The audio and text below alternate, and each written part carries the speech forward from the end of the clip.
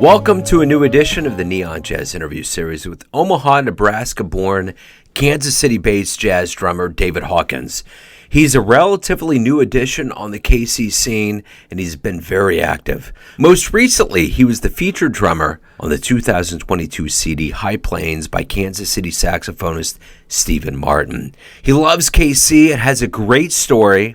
Enjoy. Well, hey, thanks for taking a minute out for Neon Jazz. I appreciate it. Thanks for having me on. Absolutely. So for context here, just to kind of personalize this, we met you after or during one of the breaks at the Peter Schlam gig at the Majestic, correct? Right, yep. Okay, all right, okay. And then I interviewed Stephen Martin, and he mentioned that you were on the album. So it's like there's all of these sightings, and I just wanted to make sure that we caught up and talked about, because the beauty right now is that we've been dormant for almost 2 years now, so it's so good to see you cats are out and doing your thing. Man, it's great to be out and doing something after 2 years. And, you know, the thing I think that gets me the most when I think about the timeline here, you know, all these stadiums are filled to capacity. There's, you know, mainly sports stadiums. But it's like musicians couldn't go in and fill 20 or 30 people, even with masks. Right. Like, Exactly. What is that? So, at any rate, man, let's start at the top here and kind of, you know, we've already kind of talked about the elephant in the room, which is COVID. How did everything kind of transpire? I know you're from Omaha, so take me back to March of 2020 and kind of a little bit of a timeline about how we got to right here. Man, March of 2020. So that's the thing, right? Like every time I think back to a memory and I'm thinking, oh, it was like last year. It's like, no, that was actually 2 years ago. That's where time froze. Yeah. So let's see, March 2020, I was actually getting ready to move to New York shortly before the whole COVID thing kind of blew up. So that kind of put a hold on that plan. And things just kind of shut down. And it's the first month or so, it was like, okay, well, you know, barring all of the world circumstances, once it was like, okay, we're just in the house for a minute. It's like, all right, I'm going to shed and I'm going to really get into it. And so that was a headspace that was, I think, great for a lot of musicians, especially me, to kind of really get back to whatever it was that pulled us to what we do in the first place. Like it was a recentering moment, honestly. At least for me, it was a really recentering moment that I was able to just sit back and reflect on myself as a person and as a musician, kind of dive into some stuff. That lasted for like a few months, and I think the wall that a lot of us musicians met and a lot of people in general was you know, especially in jazz music, it's an interactive thing. You know, it's a very collaborative, very interactive, very expressionistic art form. A lot of that comes from being able to share that with other people. And when that wasn't there, it got hard for a little bit after a while. Like there's always the self-improvement, there's always the self-betterment and the being studious of the art. But in terms of the expressionistic side of it, there wasn't anything there to do that. That kind of hit a little bit hard. And thankfully, I was able to, you know, I'm involved in a lot of different things musically. I play a lot of different genres of music. I do some producing and some engineering and stuff. So I was able to get into that world a lot. But that was also around the time where everything was happening with George Floyd and just a lot of the riots, a lot of the protests were happening. And that really took me into a different headspace where, like, just processing all of that. And so there was actually a time, maybe about 2 months or so, maybe I think like June, July, where I didn't really play drums at all, to be honest. It was like, and some people may agree with me, some people may not, but in my personal experience, it felt like there was some more important stuff happening, at least for me, to process. Not that music isn't important, because as we have all discovered through the pandemic, it is. Because it's one of the only things that has allowed for people to come together. It's allowed for healing. It's allowed for processing. But there were a couple months there where, you know, my energy and my heart were heavy and they were elsewhere. And then I think around July is when all of that energy that I had been feeling and all of those processes that I was going through with what was happening in the world at that point, about the end of July into August was when I was able to channel that back into music. So, you know, got back in the shed and got back just being creative in my home studio space and, with a couple musicians around locally and doing the virtual thing, the social distance thing. And there were a few, that's when live streams started to pop up. Well, I take that back. They started to pop up sooner than that. There was actually a good probably 9 months or so, probably from, April through, I want to say September or October, whenever it got cold in the winter, where myself and a musician, I can't call him a local musician, he lives in Omaha, Andrew Bailey. If you guys haven't heard of him, you should check him out. He's an amazing guitarist. Toured with Corey Henry and the Funk Apostles, and a bunch of great people. So anyways, he's back here in Omaha. So myself, him, and another local vocalist, Ali Peeler, we did these porch sessions where every Saturday we would go out and just play on the porch in his neighborhood, and it was a really cool thing because people would come out, sit in lawn chairs or sit out in the street, and we'd live stream it. And so every Saturday morning at 9 a.m. we got to go out, and I just had a snare drum and had my little toys and just making sounds, and Andrew was on guitar and singing. Ali was playing uke and singing, and that was a light source for me during that time, and a lot of people, I think, because music also became more of a healing tool. And though nobody was gigging or really trying to outdo this or outdo that, it was just, man, I got to do the little bit of this that I'm doing for my soul. And I think that going back to when I started to be able to channel stuff back into the headspace of being a full-time musician for real, that really helped direct that for me. So we get all the way to about October. Now gigs are starting to happen. They're sparse and few in between, but they're happening, and I'm really doing more just mixing and producing and studio stuff at that point for, I don't know, probably the next several months. We get to the next spring.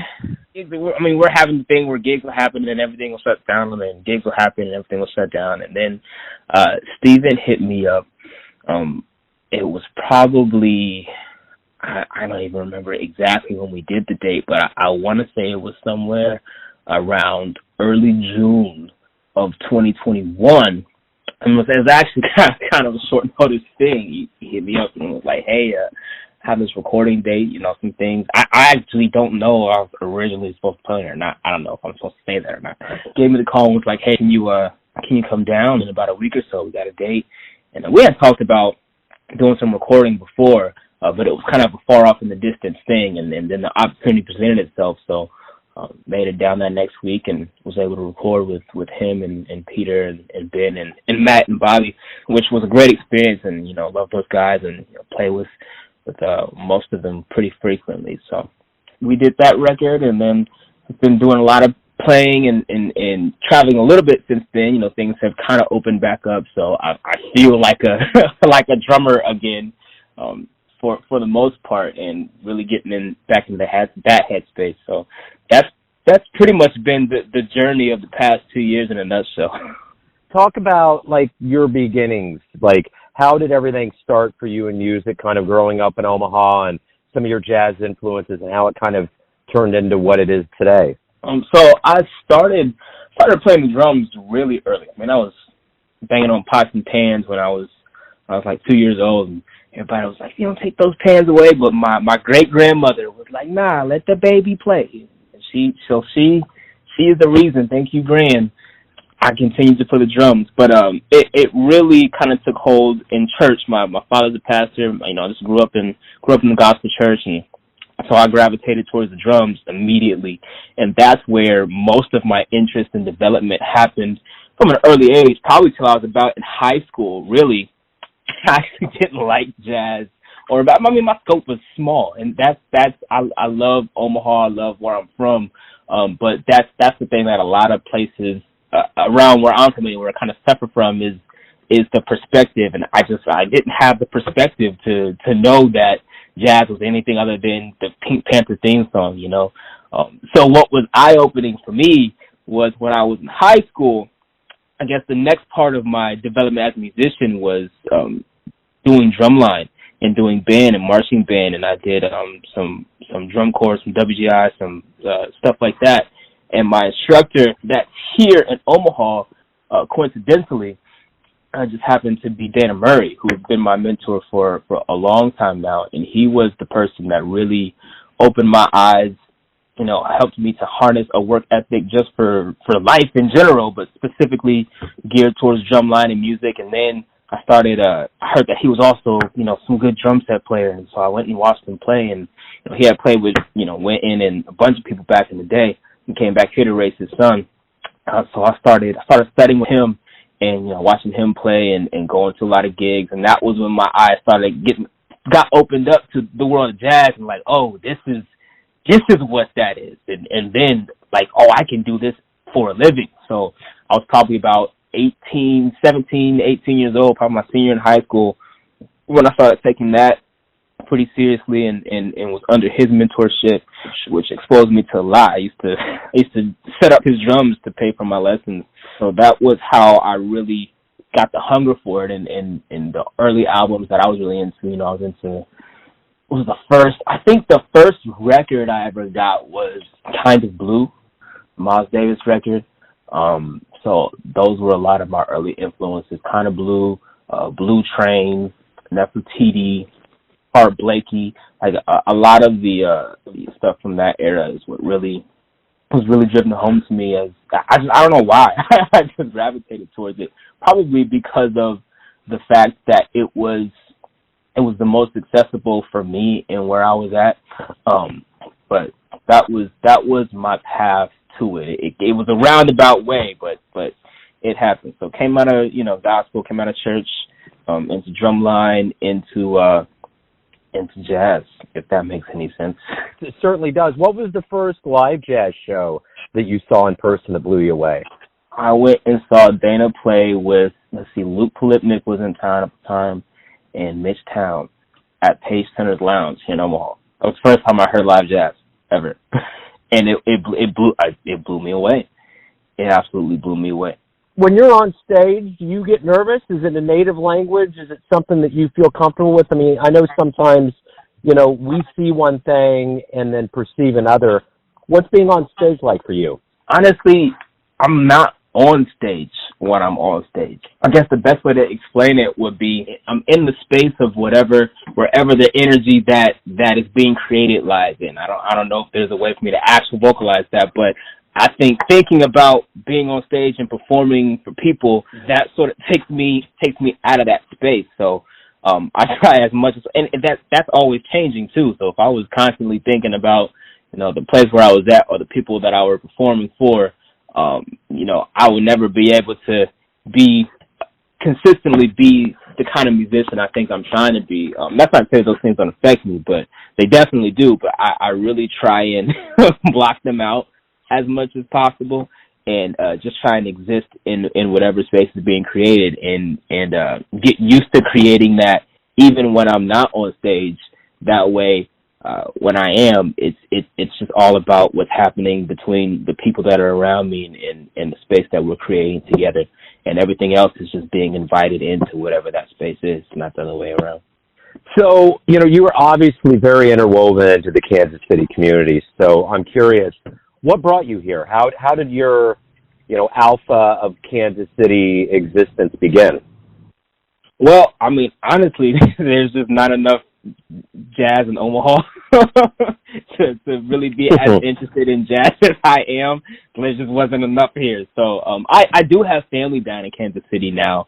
Like my mother lives down there now. She's from there. She moved to Omaha, and I've lived here for my whole life. But what really brought me down there was I would just go down there and listen to people play. I think Marcus Lewis used to come up here a lot. So I went to UNO for about a year and a half, and I remember him coming up here, and him telling me he was from Kansas City, and every once in a while people from Kansas City would come up, and so I just got to know them when they were here, and would just always go out to gigs, always go out and watch. Whenever I was down there, I'd go and watch gigs and just try and meet people, and I just thirst for being around the music however possible, especially at a young age. I mean, I'm still young, but when I was a teenager and a very new young adult, it just was the closest place to me that I could go and be a part of the music that had taken over my life, you know. With that being said, you know, you're definitely, I mean, even just from what I've seen, you're so interwoven into the Kansas City jazz community now. What's the greatest thing about being a part and being actually here in that community?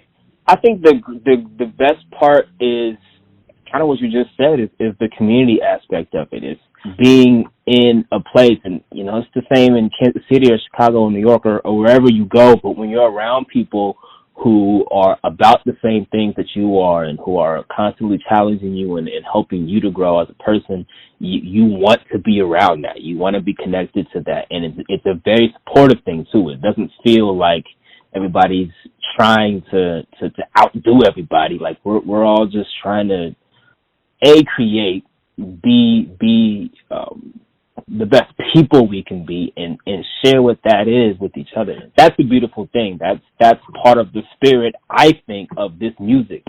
So that especially in times like this, like it's honestly, it's the community, it's the kindredness of what this whole thing is that draws me to it. And Kansas City is a great place for that, and I believe that, you know, regardless of whatever else exists in the world, that is there, and so that's why I love it. So what do you like the best about Kansas City? I mean, as a city, there's so much here. You know, one part of it is you being, you know, in the jazz community, but it's also living in this town. What do you like the best about Kansas City?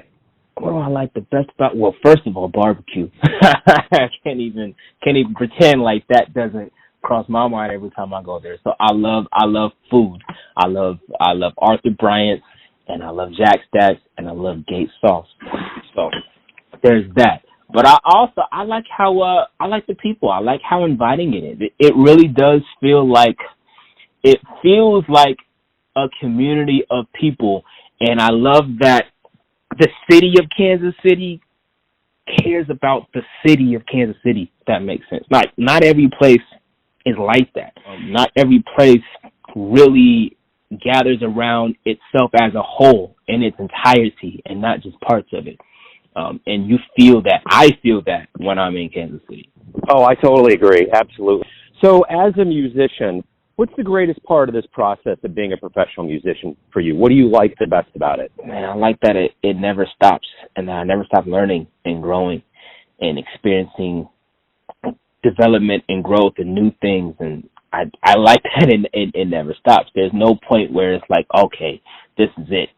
There's always more to get. There's always more there, and that's what I love. You know, the beauty of Kansas City is that we have such a history and allure. Do you ever think about that? I mean, how does that strike you to become part of a fabric of a town that gave the world Charlie Parker, Jay McShann, and just even Marcus Lewis and all these modern cats? Oh man, it's huge. Like lineage is everything. One thing that's always stuck with me is that where things come from at their source and the lineage that this music goes through, the people, all of that's what makes things what they are, even if we take it outside of a musical context. If there's anything that is inspirational, anything that is great, there is a reason why. And there's a reason why for that reason. And there's a reason why for that reason. And that's what makes something strong. That's what makes it stand the test time. That's what's beautiful about it. So I think about that every time I'm in Kansas City, and it's an energy that's palpable. It's a feeling that you're a part of something greater, and that you can tap into that streamline of that, and to even just bask in it for a second, to just kind of touch the toe of where that comes from a little bit. That is something that's real, that's genuine, and that's really important. So I think about that constantly, and it's a blessing and an honor to be able to still be able to tap into that. And I hope that, you know, the generations that are still around now and my generation and the ones that come after, we can continue to make that happen and pass that down so that it doesn't just get lost somewhere, because that would be a tragedy. Indeed. So let's take that envelope and push it a little further. If you could go back to 18 and Vine in our heyday and see anyone live, who are you going to go see? I mean, I guess the obvious one, everybody would say they'd go back and see Bird, which I would love to see. That would be my top, yeah, definitely. Yeah, you would have to. I mean, yeah. it's a trick question, but at the same time, sometimes Basie comes up. You know, Battle of the Yeah. Bands. I mean, there was so much going on at the time. Right. You know, the one thing before we depart planet COVID, you know, during this time of COVID and self-reflection and all this, we all had to really kind of think about our lives. What did you learn about yourself that maybe you didn't realize before that is going to make you stronger now as you get out and gig more and get on albums like Stephen Martin's and really get more interwoven into the fabric of the Kansas City jazz community? Man, I learned a ton of stuff about myself. If I had to make a list, I might as well make a book.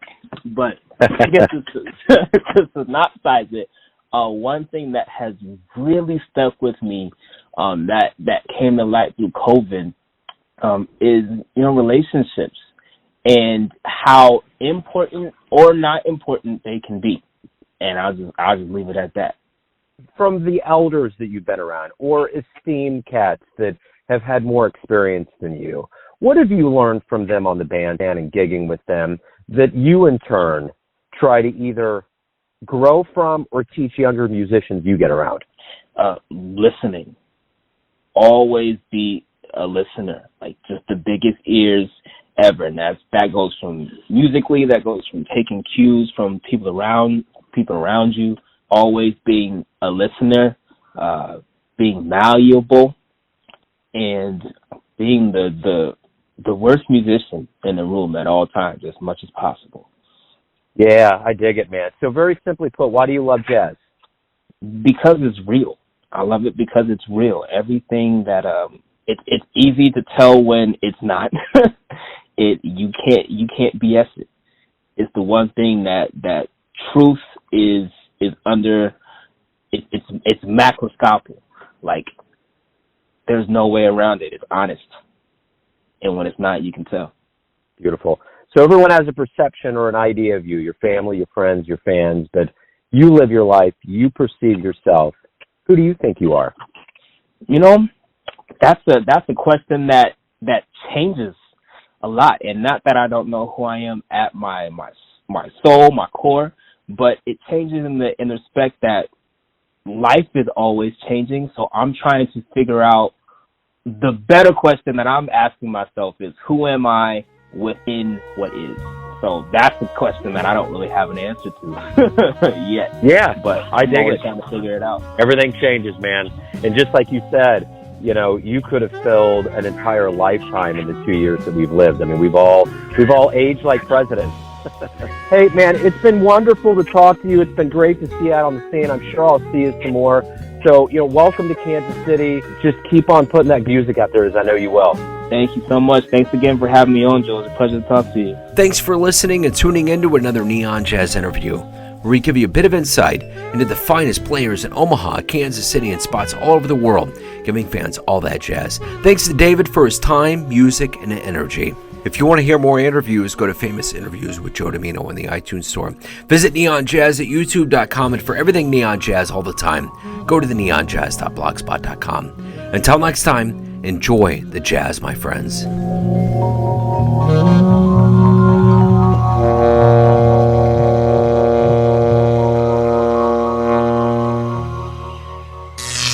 Neon Jazz.